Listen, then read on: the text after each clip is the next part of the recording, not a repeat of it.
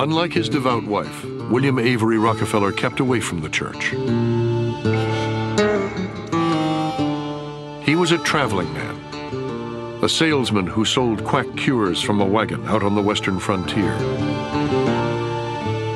People whispered about his footloose life. They called him Devil Bill.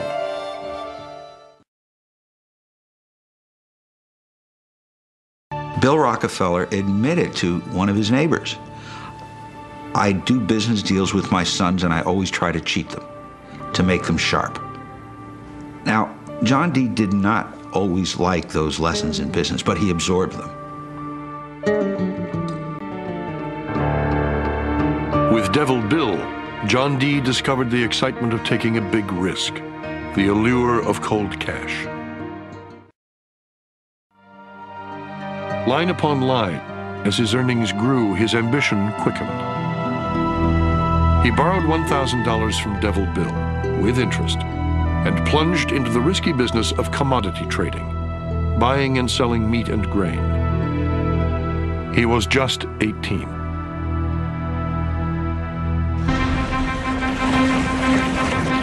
Only a year later, the something big he was looking for surfaced in the backwoods of Pennsylvania. Oil. News of the discovery unleashed pandemonium as thousands of speculators descended upon the region. Overnight, wildcatters stripped away whole forests and put up thousands of rickety derricks, hoping to strike black gold. As the oil gushed skyward, fantastic stories appeared of instant fortunes. Among the Cleveland businessmen lured to the region was John D. Rockefeller. He was no wildcatter. He saw that drilling for oil was a very risky business. Refining, not drilling, he decided, was where the steady money was to be made. Soon, a new rail line linked Cleveland with the oil region. Rockefeller built his refinery right beside it. It was one of the first in the city to produce kerosene, a new fuel for lamps that was cheap and clean. The poor man's light, as John D. called it, would bring a brilliant glow into American homes. The soaring demand for it, he was convinced, would make him rich. Obsessed with the business of oil, he mastered every detail, developed new products to sell. By age 25, his refinery was one of the largest in the world.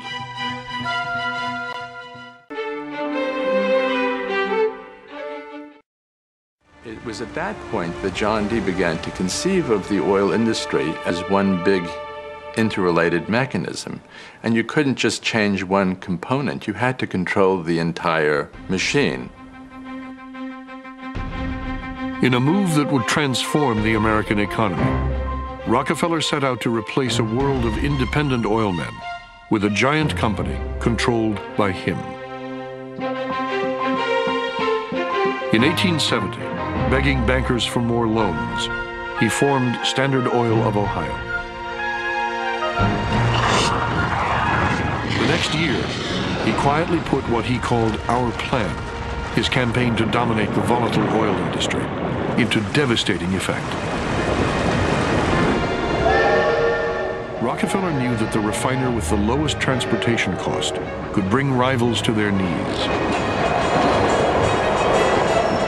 He entered into a secret alliance with the railroads called the South Improvement Company. In exchange for large, regular shipments, Rockefeller and his allies secured transport rates far lower than those of their bewildered competitors. Ida Tarbell, the daughter of an oil man, later remembered how men like her father struggled to make sense of events. An uneasy rumor began running up and down the oil regions, she wrote. Freight rates were going up. Moreover, all members of the South Improvement Company, a company unheard of until now, were exempt. Nobody waited to find out his neighbor's opinion. On every lip, there was but one word, and that was conspiracy. What it really represented was the face of monopoly. It immediately became clear that the entire nature of the enterprise was going to change in ways that spelled their doom. The image that was always used was that of the anaconda, the squeezing python-like grips of this economic snake that was just taking individual entrepreneurs and just putting them out of business and reducing them to kind of economic strait where they had no alternative but to really sell out to the principals in this conspiracy. It was a conspiracy, really.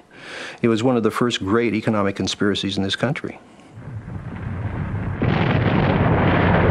In an effort to thwart the scheme, many independents refused to sell crude oil to Rockefeller and his associates. Undaunted, Rockefeller used the threat of the South Improvement Company to intimidate his rival refiners in Cleveland. His brother and business partner William characterized the plan as war or peace, sell out to Standard Oil or suffer the consequences. Rockefeller might create a shortage of the railroad tank cars that transported oil. He might go out and buy up all the barrels on the market, so a competitor would have no place to store his oil or ship it. He would even buy up all the available chemicals that were necessary to refine oil. Rockefeller instructed Standard Oil men to communicate in code. The company was nicknamed Club. John D. Rockefeller was referred to as Chowder. Many of Rockefeller's targets had no idea that the local refiners who were slashing prices and acting like competitors were actually part of Rockefeller's growing empire. In just 2 months, he had taken over 22 of the 26 Cleveland refineries, revealing the single-minded drive that would make him both the wonder and the terror of American business. Methodically, secretly, John D. Rockefeller was doing more than transforming a single industry. He was changing forever the way America did business. The day of combination is here to stay, he declared. Individualism has gone, never to return. By 1879, when Rockefeller is 40, he controls 90% of the oil refining in the world.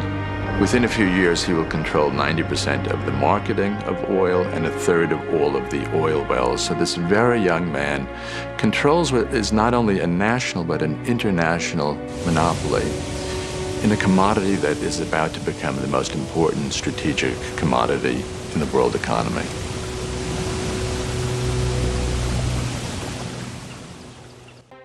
Well, oil was very important to America. Oil is important to America now, of course. Back then, oil was such a major factor in the U.S. economy. And John D. Rockefeller, the original Rockefeller, he began in a small way. He began buying up his competition. He was a ruthless businessman. He forced smaller competitors out of business. He grew bigger and bigger. There were no trusts. He literally had a monopoly on oil until Teddy Roosevelt came around and busted up big oil. The Supreme Court of the United States dissolved the Standard Oil Trust. Teddy Roosevelt was president. He was a Republican, but he was a trust buster. So he broke up the AT&T monopoly, broke up the Standard Oil monopoly. But what ended up happening was the Standard Oil Trust was broken into about 25 different companies by state. So you had Standard Oil of New York, which later merged with Standard Oil of Kentucky to form Mobil. You had Standard Oil of New Jersey, which merged with some other Standard Oil state companies to form Exxon. Standard Oil of California was became Chevron. Standard Oil of Ohio became Sohio and then was bought by British Petroleum. Standard Oil of Indiana was Amoco. So you had all these Standard Oil companies that ended up being state Standard Oil companies. They merged with each other, these 25 companies. Eventually, became really more powerful than ever because of that, because there was, you know, the Rockefellers, to Rockefellers, this decision by the Supreme Court was actually an economic boom. In order to further expand his big oil empire, John D. soon found himself in need of big money and big banking. That's when the Morgans came in. The story of how the House of Morgan and House of Rockefeller got together to forge one of history's unholiest of alliances. And the Morgans and the Rockefellers, were both financed by Jacob Schiff, Kuhn Loeb, and you know, back in the 1800s, the big push in the United States was this westward expansion. So what the London bankers really wanted was, you know, to basically tap into the vast resources of the West. And so they financed the Morgans and the railroads, and the Harrimans were involved with this too. Edward Harriman was a very powerful railroad. The Vanderbilts were involved with this, Cornelius Vanderbilt. But the Morgan Bank financed it. Nothing can operate inside the United States, whether it be in industry, in government, or in politics, without the endorsement and the support of the major banking institutions. The Rockefellers, of course, went into banking as well, and they, of course, had both an industrial base, they had tremendous interest in the oil sector, and also in financial institutions. And of course, this gave them a tremendous amount of power, not only in terms of production, but also in regard to politics. It is important to note, Nazi Germany's war effort was largely supported by two organizations, one of which was called IG Farben. IG Farben produced 84% of Germany's explosives, and even the Zyklon B used in the concentration camps to kill millions. One of the unspoken partners of IG Farben was J.D. Rockefeller's Standard Oil Company in America. In fact, the German Air Force could not operate without a special additive patented by Rockefeller's Standard Oil. The drastic bombing of London by Nazi Germany, for example, was made possible by a $20 million sale of fuel to IG Farben by the Rockefeller Standard Oil Company. This is just one small point on the topic of how American business funded both sides of World War II.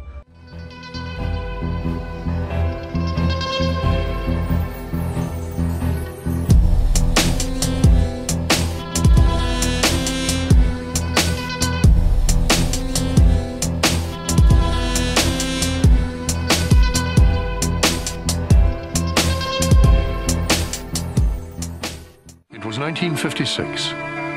America stood at the pinnacle of its prestige, and the Rockefellers were the nation's first family, not only of wealth, but also of power. If there was an establishment in America in the 50s, it was these Rockefeller brothers. These young men have taken their place as these absolutely unique members of a unique family. They're, in some sense, the very tip of this kind of the American century, the American experience, this optimism that buoys America in the post-war era.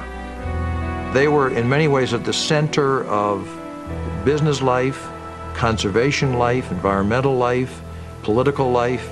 They were in the middle of it. That's exactly where they wanted to be, and they loved it. Fortune magazine published a glowing profile of his grandchildren. Each brother was said to be worth upwards of $100 million. But more important than their wealth, Fortune argued, was the vast social empire which the brothers commanded. From their headquarters in Midtown Manhattan, their influence reached into every sphere. Over the years, through the Rockefeller philanthropic enterprises, charities, support of science, their business enterprises, a web had developed which spread out and was interconnected with practically every center of power in our country and abroad as well. So this was the real strength and power of the family, going well beyond money alone. Sometimes they would joke about it. They say, well, David gets Europe, Nelson is going to have Latin America, and John D. III gets Asia, and then they make some joke about what Winthrop got, which would be something like Arkansas. But nonetheless, there was something really behind the joke. But going over American history, and I think this is very instructive, there have been different epochs in American history. America was pretty modest. It wasn't much of a developed country before the period following the Civil War. We had the age of the robber barons from 1865 to about 1901. America grew very, very prosperous. The railroads came into being. Large corporations were formed. This took place over that period, about 36 years.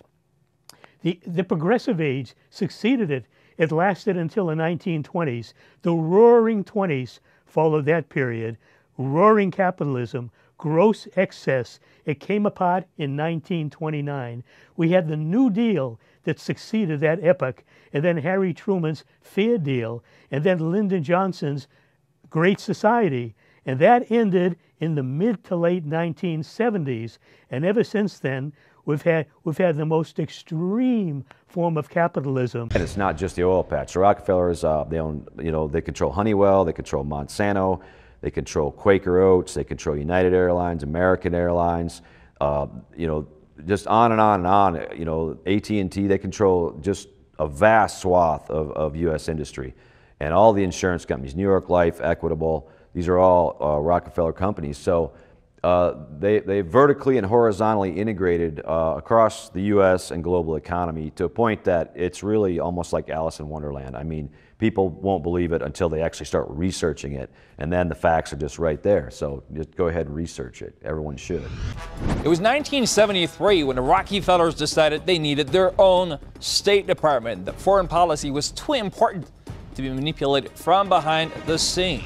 The formation of the Trilateral Commission in the early 1970s embodied David Rockefeller, and he had a tremendous amount of influence over the Trilateral Commission. It was an effort to create dialogue between wealthy elements within North America, Western Europe, and Japan. The commission was founded by David Rockefeller. During this time, he was also running the Council on Foreign Relations, another elite international organization. The reason they call it trilateral is because they were trying to integrate U.S. policy with European policy with Japanese policy.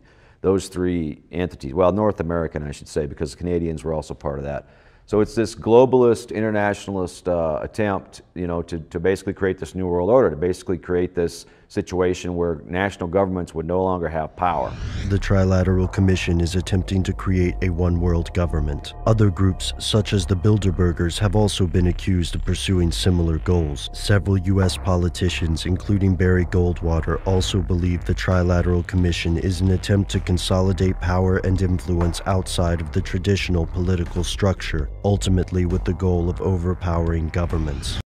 Sort of how powerful they are. I mean, Paul Volcker was the Federal Reserve Chairman in this country for many years, and when he retired as Federal Reserve Chairman, he became the Chairman of the Trilateral Commission. And if you look at what's happened since then with, for example, NAFTA, WTO, all these international trade agreements, these international, free trade umbrella groups, this is all an offshoot of the Trilateral Commission.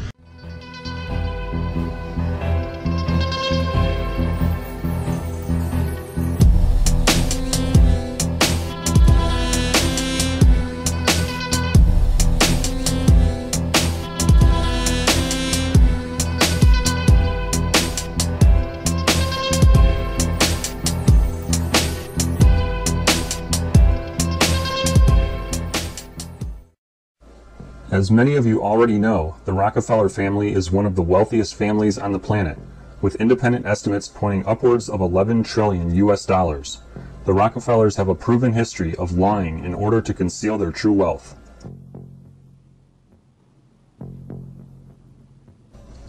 They own the majority stake of ExxonMobil, which is the world's largest publicly traded oil company and the world's largest company by revenue. Exxon holds the record for highest profits of any company ever. The Rockefellers also own J.P. Morgan Chase, which is the largest banking institution in America by deposits and market cap. Chase, in turn, operates the largest hedge fund in America.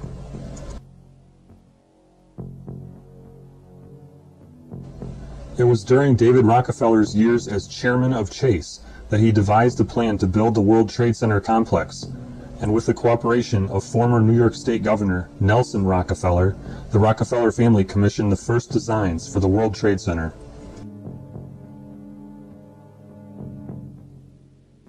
Along with the World Trade Center, the Rockefellers have been involved in many large real estate projects, such as One Chase Manhattan Plaza, the Council of the Americas, the Museum of Modern Art, Colonial Williamsburg, the Lincoln Center, the Embarcadero in San Francisco, and many more.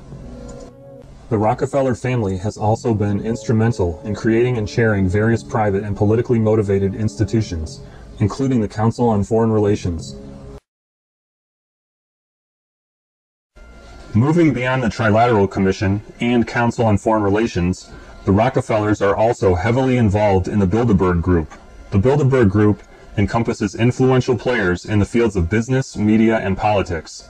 They meet in secret locations once every 4 years and discuss secret plans. David Rockefeller is the original U.S. founding member of the Bilderberg Group, a life member and member of the Bilderberg Steering Committee.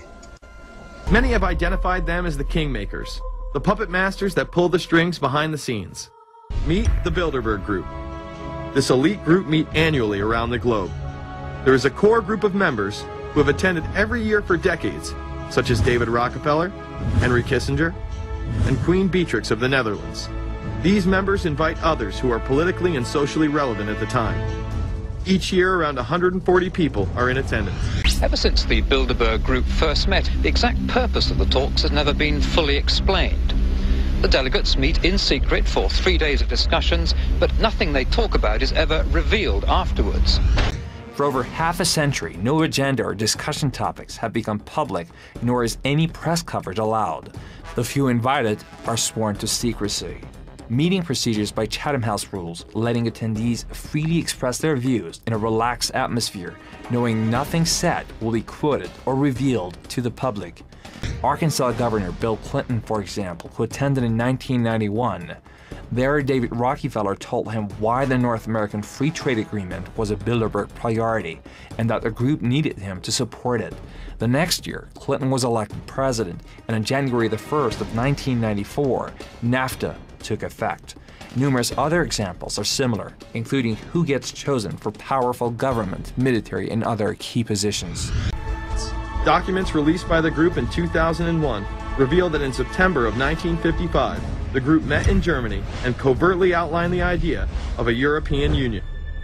Section E, European Unity, discusses the general support for European integration and unification, and the idea to unify Germany once again with the rest of Europe under a common marketplace. Ought to be set itself up as a group that is telling governments what they should do. Individuals within the group could, and I'm sure in many cases did, express their own views, and those views might have been influenced by the talks at Bilderberg, but they were expressed as individual views by the person, not the views of Bilderberg. I think the important thing was to get private citizens coming from different walks of life in the private sector to meet with people from public responsibility to discuss issues of mutual interest and concern in the world. Bilderberg members include David Rockefeller Jr., J. Rockefeller, Zbigniew Brzezinski, Hillary Clinton, Bill Clinton, Tom Daschle, Chris Dodd, John Edwards, Tony Blair, Bill and Melinda Gates, David Gergen, Chuck Hagel, John Hines, Vernon Jordan, Henry Kissinger, Dan Quayle, George Pataki, current Treasury Secretary Hank Paulson, Colin Powell, Condoleezza Rice, Bill Richardson, Paul Wolfowitz, and many more. The list, while incomplete, represents the greatest amount of economic and political power ever concentrated in one single organization. America and European countries, and I'm afraid too many others, have the best democracies that money can buy. The powerful interests, the powerful business interests get whatever they want because they buy the politicians. Sometimes they become politicians and then they recycle back into business. There is an unholy alliance between business, big business, and big government. It's true in America. It's true in Europe. It's true in many other countries. It really is an unholy alliance. And you combine these forces, one hand feeds the other. And they harm so many people in what they do. That's the way the system works. It certainly is the way America works. Politicians, corrupt politicians in bed with corrupt CEOs, and they literally steal what they want. They benefit each other. They harm the world. The politicians wage wars so that these ugly people, the corporatists, can make money. They like a zero-growth society. That one's a little bit obscure. It's hard to know what they mean by that. But they say, without prosperity or progress, only greater wealth and power for them at the expense of everybody else. I think a good way of explaining it is to explain what's going on now. There's no growth going on in most Western countries. Growth is actually declining in major ones: Britain, Germany, France, Italy, Spain, Greece, Portugal, Ireland. But the bankers are having a party. How can the bankers make money when the economies are declining? Because the central banks that they either own or control print all the money that they ask for. And what do they do with this money? They use it to make more of it. They speculate with it. They steal.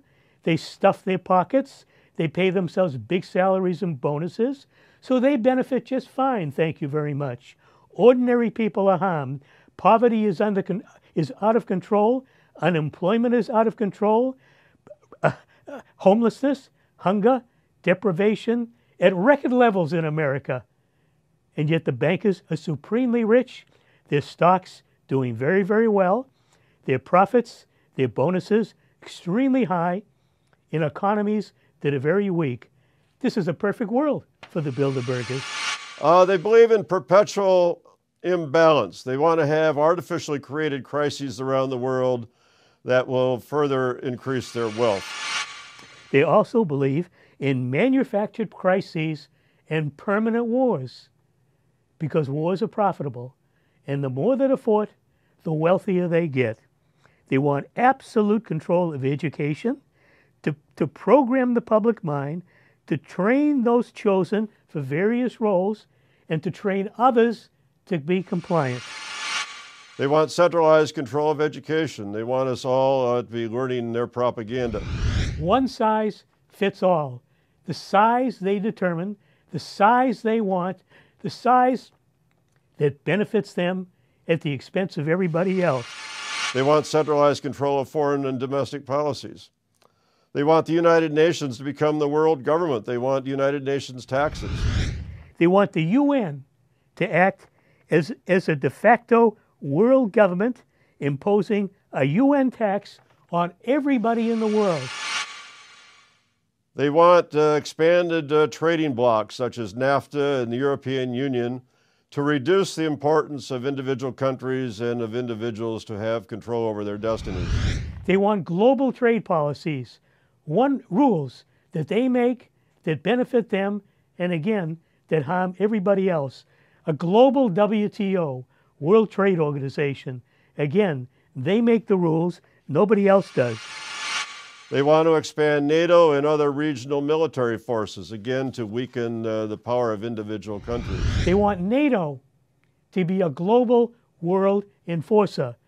Challenge them and NATO will ravage your country, murder your children, enslave you, destroy your country, to turn it to rubble. That's the role they want NATO to play. That's the perfect Bilderberg world. They make the rules. Everything goes the way they want. Anybody dissented, kill them. That's the Bilderberg world.